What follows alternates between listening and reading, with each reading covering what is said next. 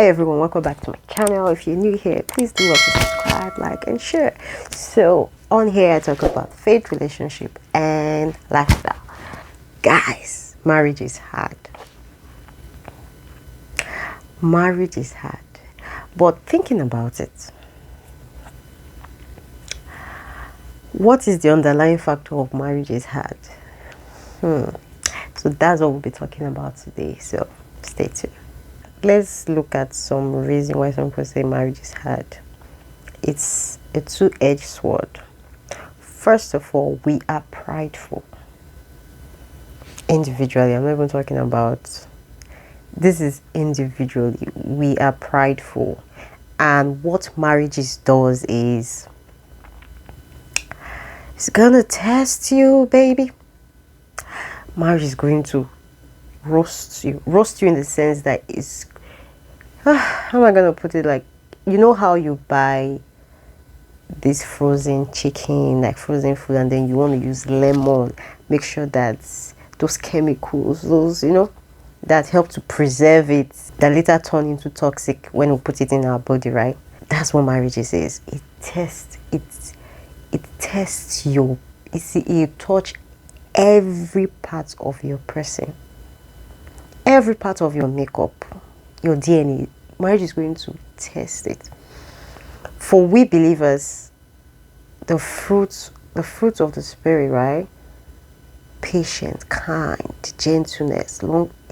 Marriage is going to run that program on you. And that's why it's always good to go back to the mirror. But let me not rush it. Okay. Now, first of all, when I say we are prideful, apologizing is hard work. You want to lie? Most of us, we have to learn how to be sorry, how to apologize and mean it, not just saying it, right? So apologizing and changing your behavior is even harder. Apologizing is hard though. Then apologizing and making sure you make adjustments to that pattern, it's even harder. And what makes it so hard is pride. In dating or in committed relationships and marriages, to some degree, involves each person struggling for control. When your behaviors are driven by pride, you want to win every argument. You want to have the last and the final say in every discussion or conversation. They call them Mr. Right and Mrs. Right. You make your partner feel like he or she is the most difficult one. He or she is the problem. He or she is not getting it. Like, you literally make the other person feel you are the problem. And then you take yourself out of the equation. You are the problem, boo, not me. You are the problem. And that's what leads to the rate of divorce we have. No one wants to take the fault. No one wants to own responsibility. And that's the difference between the marriages we have now and the marriages we have then, in the days of our parents or our parents' generation. It's so sad, but my generation and the upcoming generation, marriage, the definition of marriage is so different for them. It's so different for them. And it's painful because marriage is the first investment that God ever did after He created the world. So it's very obvious that the devil is working overtime. So my dear lady, don't give up. Marriage, the way it was ordained by God, is very much possible. To men out there, don't give up. Marriage is very possible as ordained by God. But boo, you have to put on your sleeves and your workshop clothing because we have a job to do. We have a job to do. Marriage is more than sex. Marriage is more than romance. I'm going to talk about dating in another video because what we are doing now, I don't know.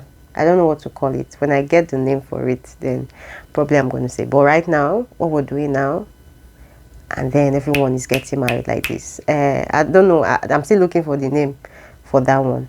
But really, we need to take marriage seriously. It's not a child's play. It's not a child's play. Now, going back to our prideful self, natural self.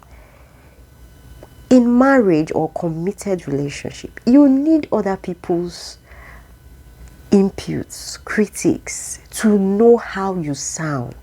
But mind you, it's not for validation. It's just a feedback. And everyone needs a good feedback. When I mean a good feedback, it might be positive, it might be negative. But in as much as you're self-aware, sometimes allow feedback in your life. You know, it's going to help you to know, okay, this is where I should work on. You know, in humility, realize that you aren't quite as brilliant and infallible as you think you are. So do not think of yourself more highly than you ought to. It's in the Bible. It's in the Bible. But rather think of yourself with sober judgment, in accordance with the faith God has distributed to each of you. This is marriage. So it's very much allowable for your partner to give you a feedback. And then it's left for you to take that feedback with full chest and work on it, or keep it rolling. If it's a positive feedback, then you want to keep it alive. You want to keep the light on that feedback. But if it's a negative one, the next question should be, how do we get better from here? How do you think you can help me with this? So as you're putting in your own effort to make that change, your partner is also helping you out. And then he or she can give you a feedback and say, oh, since the last time we had this conversation, you've really improved. We're not there yet, but there is a progress from where we started from. Trust me. Trust me. But a lot of us don't want to put in that work. We don't want to put in any effort. We just want to admire marriages and say, oh, God, when? God, when? Oh. To all your own associations. To all the associations. Please hold on there, okay? Make sure as you are, couple goals, you're ready to put in the effort, the amount of effort needed to sustain a good marriage, a healthy relationship that can produce healthy children. And you don't want to go into a marriage healthy and then stay there unhealthy. You're going to die.